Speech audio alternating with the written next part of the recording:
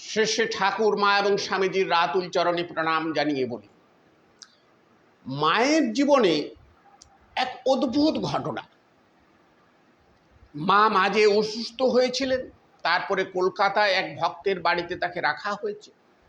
বাগবাজারের কাছাকাছি, তখন তিনি বাগবাজারে থাকেননি, বাগবাজারের পাশাপাশি নাগদের বাড়িতে আছেন।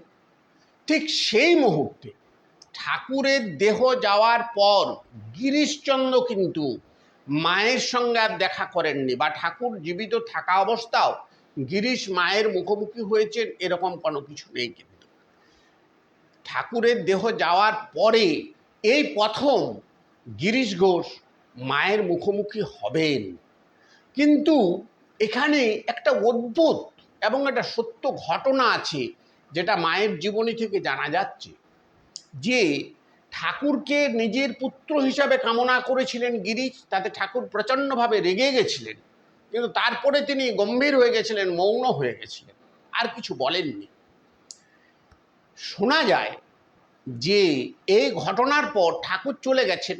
ঠাকুর চলে যাওয়ার এতে গিরিশের একটি খুব সুন্দর সন্তান জন্মগ্রহণ করেছিল।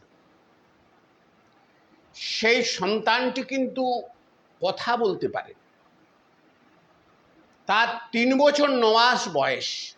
এই ঘটনা যখন ঘটছে, তো সেই সন্তানটি যখনই মা এসছেন সেখানে সেই বাড়িতে, তখন থেকে কিন্তু সন্তানটা খুব চঞ্চল হয়ে উঠেছে সকাল থেকে, এবং গিরিশের কাপড় ধরে টানছে এবং ইঙ্গিত করছে উপর দিকে বারবার। সকাল থেকে একটাই, সে কিন্তু খুব চঞ্চল হয়ে উঠছে।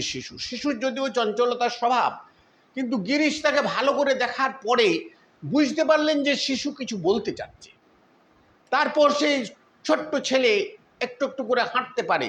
সেই গিরিশের কাপড়কে ধরে টেনে টেনে নিয়ে এলো সে নাগদের বাড়ি। সেই গিরিশ প্রথম ঠাকুর চলে যাওয়ার পরে মায়ের সমীপে আসছে। তারপর সমস্ত কিছু জানতে পারল সন্ন্যাসী শিষ্যদের কাছ থেকে, যে হ্যাঁ, মা এখানে আছে। গিরিশ যে মায়ের চরণে একবারে আকুল হয়ে পড়েছে, আছাড় খেয়ে পড়েছে, এবং সে তার চোখ থেকে জল একবারে ফেটে বেরোচ্ছে, হৃদয় একবারে ফেটে যাচ্ছে, এবং মায়ের চরণ ধরে সে একবারে প্রচণ্ড শান্তি পাচ্ছে। বলছে, মা, এ আমার সেই ছেলে। ঠাকুরকে যে কিছু হয়েছিল, নিন্দা করেছিল আমার, তারপরে জন্ম হয়েছে, কথা বলতে পারেনি মা।